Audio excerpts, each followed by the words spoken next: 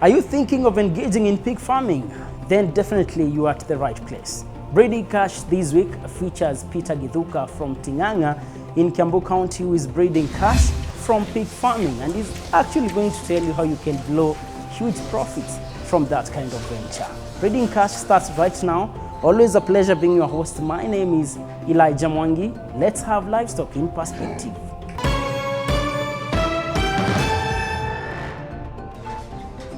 Commercial pig farming in Kenya is one of the most lucrative business ventures. The people who have started pig farming in Kenya are now producing high quality meat and making good profits.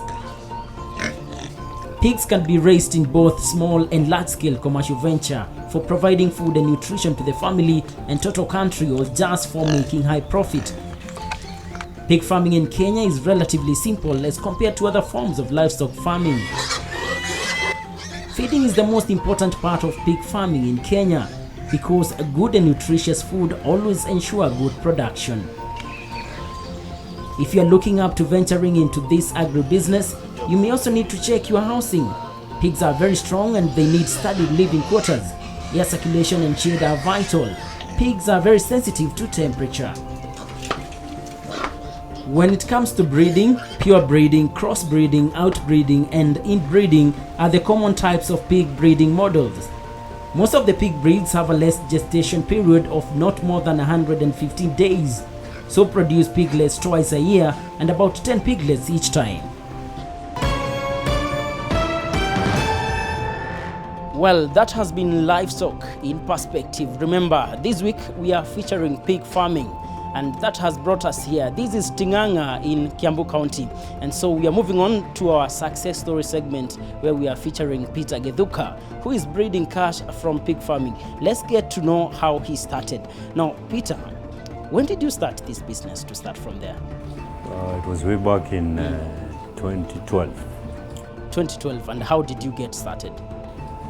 I just had an idea and I decided to visit several farms which were doing pig farming, and also visited Farmer's Choice. After visiting about 3 or 4 farms, I came to a conclusion of venturing into this business. What made you believe that this is a profitable business from the onset? I did my research. I did calculations of feeding, the time they take to mature for slaughter, and I saw that there was something there. There was a business. There was a business opportunity. So, Peter, when did you start this business and how many pigs did you start with? I started in 2012 with 3 gilts. Gilts is a pig which hasn't farrowed. So they were already pregnant when I bought them. And after around 3 months, they farrowed, each at least 10 piglets. Okay, so how has been the going so far so good in terms of from starting with, you've said 3, now you have quite a number, so how has been the going so far so good? So far the venture is, I like the venture is good, it's profitable also, but through good management. Through good management. Now let's pick it from there, and I want us to start with the structures. How did you set up this place, and what inspired you to the formation that I see here? Okay, I started off by visiting Farmer's Choice. They gave me the structure, which you've seen around. They gave me that plan of the structure.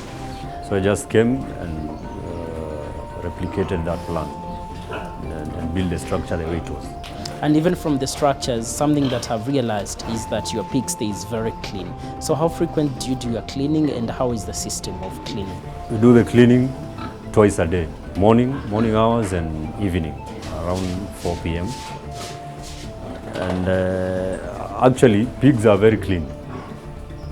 Unlike the way many people know pigs are dirty, no, but they're very clean. They actually choose or set aside a specific area where they defecate and do all that stuff. So for you, cleaning the pigsty is not a problem to start from there? No, it's not a problem, because actually they pick one location or one area in the style whereby they defecate. And but you also have to clean every morning and every evening. Every morning and every evening, it's Yeah. a must clean for you. Yeah. And of course, something else that is associated with cleanliness is all about diseases. So how do you manage diseases? When the styes stay clean, the diseases stay away. But again, pigs don't have a challenge of diseases. They don't have many diseases which target them, apart from a few. But I haven't come across diseases since I first started. Apart from maybe worms, but we usually deworm them after every 3 months. There is no any other disease that you'll probably find. It's difficult to find. It's difficult to find diseases in your pig stay. Now, since 2012, now it's 2016, 4 years. Maybe you can tell us of your worst case scenario that you've ever experienced with pigs, to start from there. Worst case scenario, probably when there was a flood in the market of pigs. And that time I had decided to scale the business. I added 3 other more gills. So my sow became 6. So you can imagine every sow farrowing at least every month. So there was a time there was a flood in the market and there was no market. And I had about 50 to 80 pigs without market. 50 to 80 pigs without market. I know we are going to talk more about that in our second segment, because I see now we don't have as many pigs as, the moment I realized that you keep pigs, I was told you have a lot of pigs, but are still remaining with the diseases. Now, we have different diseases that affect the pigs. So maybe you can give us some measures of how you've been in a position to control some. The diseases which I've come across, apart from worms, I haven't come across any other disease. Or when the piglets, when you're weaning them, there is a disease called E. coli. E. coli. And that one mostly I think is brought about by the change of feed. They were used to suckling their mother. Then you separated them, they start eating or feeding. And the feed is not easily digestible like the milk. So they get that, I think it's a bacteria, I'm not sure, but it's called E. coli. E. coli. Yeah, but I think to remedy that, you just give them feeds according to their weights. According to their weights. And now that you've talked of feeds, now I'm meant to understand that there is one time when you really had a mess in the pig stay simply because of overfeeding the pigs? Yeah, overfeeding. That's why they got the E. coli bacteria, because of overfeeding. But that was because I had changed the person who takes care of them. So the ration he gave to the piglets was the ration of a fully grown pig. So he confused, and the piglets ended up feeding more than what they are supposed to feed on. So the ration was high. So that's why they couldn't digest that feed. So and again, they forgot to put water. Actually, pigs should never lack water at any given time. So there was a lot of ration without water. So when they overfed, they didn't find water to take. So the digestion never took place. So actually the pigs just died. Just died. Yeah. Sorry for that. Now I'm moving on to the types of feeds that are there in the market, because we have some farmers who just feed their pigs with whatever that they come across. So what are the type of feeds that you have in the market, and what's your advice as far as feeding program is concerned? There's sow and weaner, there's starter, there's grower. When you are weaning your pigs or your piglets, you start with starter. You begin with giving them starter feed. Yes, starter has a lot of protein, or fish meal is of a higher quantity in the feeds. So they develop energy very fast, and they start growing very fast after weaning them. So you can give the starter probably for a month or a month and a half. Then you introduce sow and weaner, or another feed called grower. Grower again helps the pig to grow very fast, Yeah. Probably you can give grower for the next 2 months and then introduce soenuina or finish it. So that's how I feed my pigs. And of course, there are those farmers that use, I don't know what to call them, but It's called soil. well, tell me more about that. Soil is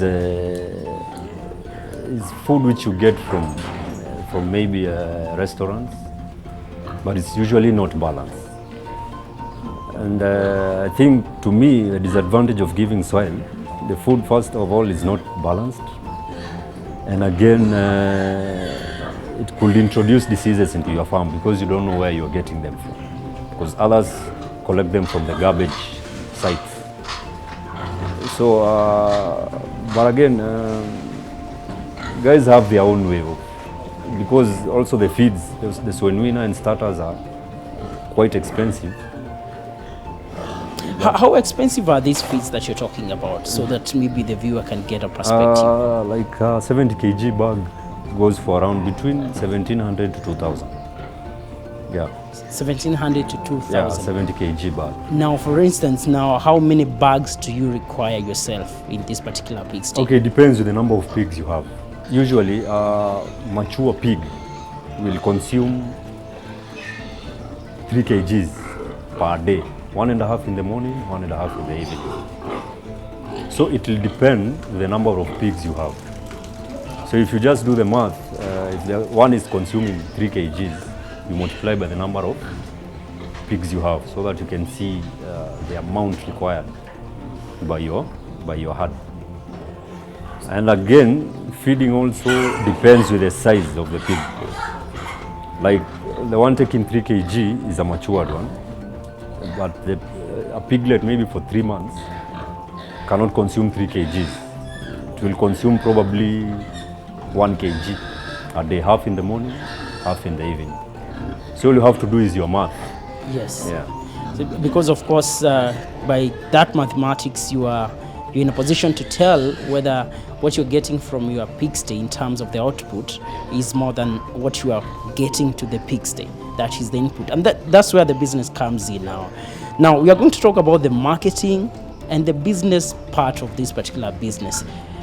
So at this particular point, we are going to take a short break, but don't go far, because as you can hear from the background noise, now it's time maybe to feed the pigs. But we shall be back looking at the agribusiness point of view, the breeding cash aspects. How much do you require to set up, and how much do you get from your setup? Stay tuned, we shall be right back.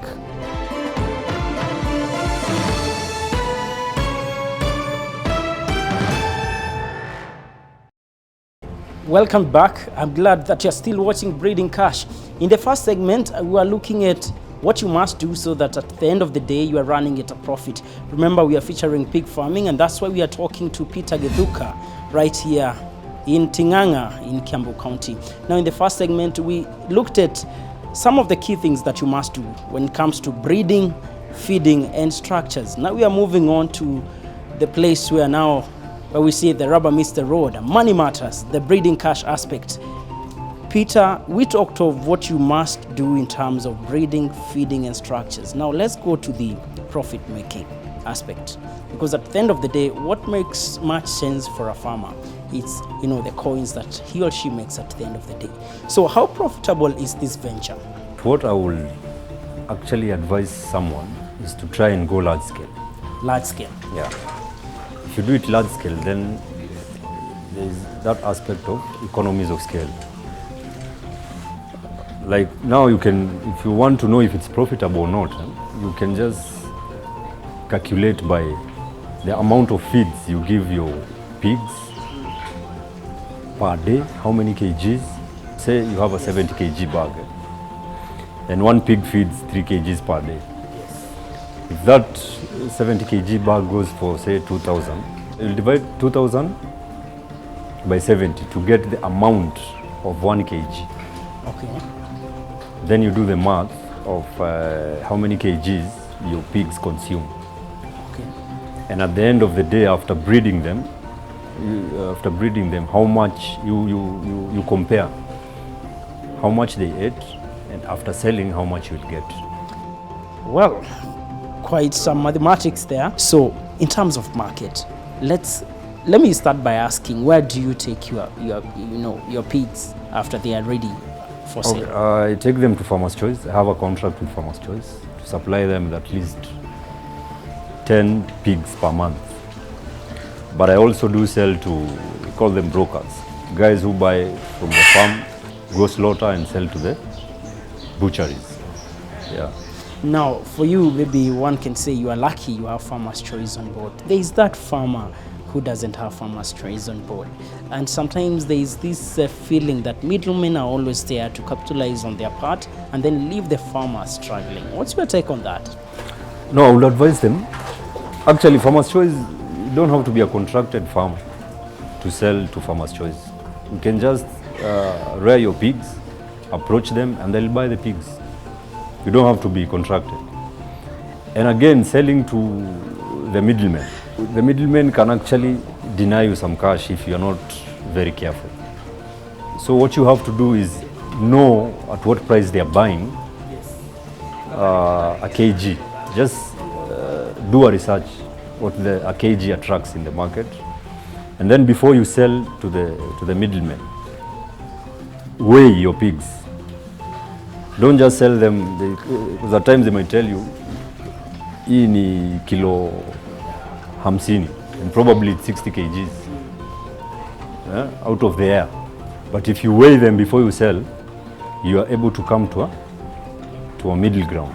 So for you, on that day when you are taking your pigs to the Farmers Choice, what is the process from the time you take them there to when you get your cash? It actually takes around 3 days. And they buy your pigs depending on the weight? Yeah, they do grade their meat.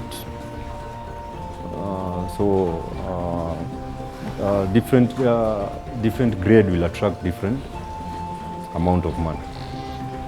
So if one is 60 kgs but has some level of fat, the prices will differ with the one which has less fat.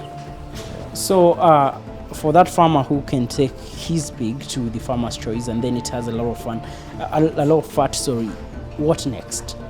In terms of what should you do to make sure that your pigs fetch you good money? Feeding, good feeding. Just have good feeding practices and feed a balanced diet. Yeah. And moving on to now, even that level when you decide this pig is ready for sale. From the time when we have the pregnant pig that is there, then it gives birth. For how long should someone wait so that I know this one is good for sale? Will I go by the number of months or the number of kilos? How can one go about that? If you give them the quality feeds, it takes around 7 months for them to be ready for slaughter.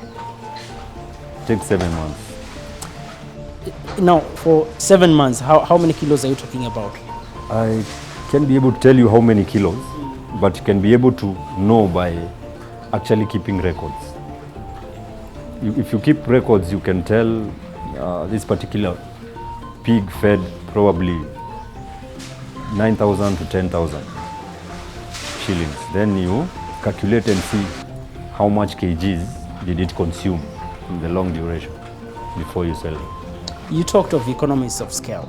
So let's just get practical a bit and advise that farmer who wants to get into this business in terms of how many pigs one should start with, and moving forward, at what point can he decide, now this is good for sale and this is how much I can make? Just maybe a case in point. I would say start small. You can actually start with say 2 to 3 gilts, and then you'll be able to weigh whether it's profitable or not. But don't start big. What are some of the challenges that you do experience day in, day out? Cost of feeds are high, and that is the major challenge. Before there was a problem with the market because there was only Farmers Choice was buying pigs. But nowadays you have seen intake of pork. People are embracing pork meat. So there's many butcheries which have opened up selling pork. So at least now you can see there's a difference. And it's no longer a big challenge. The market is no longer a big challenge. So But feeds is the major challenge. feeds is course, the main challenge. Comparing other ventures, we have farmers that are doing rabbits, poultry, dairy. Now for you, you're in pig farming, and something that I've realized, for dairy farmers, they can talk of milk, they can talk of manure and biogas and all that. So for you as a farmer in this particular venture, apart from the meat of the pig, is there anything else that you get from the Yeah, I pigs? get manure, which I use on my. I also do crops. I have several greenhouses. I get manure from them. And if I also wanted to construct a biogas, I can also use the manure for the same. But mostly it's for meat. And in our conversation, I've just realized that you're talking of just two major market platforms, Farmers Choice and the brokers. Let me call them the brokers, the middlemen. Now, does it mean there's no other organization, no other place that one can take, these pigs apart from Farmers Choice? Unless you open your own butchery, so that you eliminate these middlemen. Yes. And slaughter your pigs and sell it direct to the consumer. That's the only way. Otherwise, you have to go through Farmers Choice or any other company which does sausages and bacon, which I don't know. If a farmer is to get started, what are some of the key things, maybe 3, 4, 5 things that must be done before even you talk of being in business in this particular venture? One thing I would say is do research. Don't just start because someone is doing it. Do a research and see whether it's viable or not. Again, treat it as a business. Not just fun, but treat it as a business. Then the other thing, get good breeds from people who have good breeds, farmers who have good breeds. And then construct good housing, have a good structure whereby it's clean all the time and there's good aeration in the structure. Then put 100% concentration. Concentrate on it, treat it as a business. About breeding.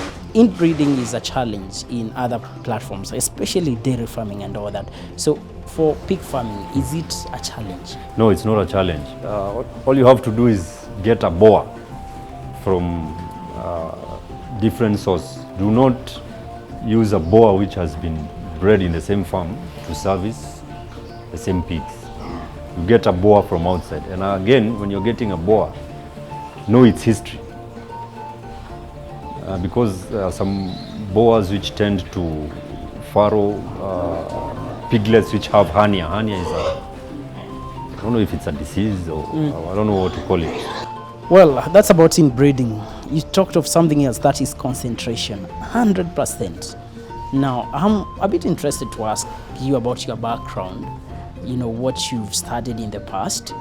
And again, you being maybe a young person in that case, and we have some people that feel, farming is not something that is really meant for young people, but maybe for those who are aged who just stay at home. Maybe you can comment on that as well. Yeah, no. Farming is not for the old people. Farming can be done by anyone, but you must concentrate. You must be able to give it time. You must do the time, and don't just do it because other people are doing it. You must give it your all. My background is actually in IT. I have a bachelor's in IT. Worked in several organizations, but I decided to venture into farming. 100%. This is my 8 to 5 job. 8 to 5? Yes. And all that you do is dairy farming, you have some greenhouses and pig farming. And pig is there farming. anything else? And how do you balance, because you talked of pig requiring 100% now that you have about... No, I'm saying 100% into your farm. Or into your farm? Yeah. Oh, okay. If it's you're doing several types of, maybe you're doing livestock, crop, make sure you give 100% to that farm. Yeah. Yeah.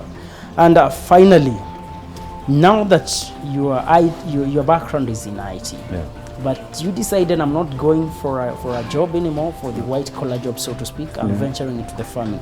What's the vision? 10, maybe 5 to 10 years to come. Where do I see Peter Githuka in this kind of agribusiness? Will you still be there, and where do you see yourself at? Yeah, I'll still be there, and I'll have grown. Probably my pigs will have grown to a bigger herd, but I'm also intending to open up butcheries in the near future, whereby I'll be slaughtering my pigs straight to my butcheries. The right feeding program, proper structures and research, that's all that you need so that you can blow huge profits if you venture into the pig farming. That's what we take from Peter here in Ting'Ang'A, that is in Kiambu County. Until next time, enjoy the rest of your viewing.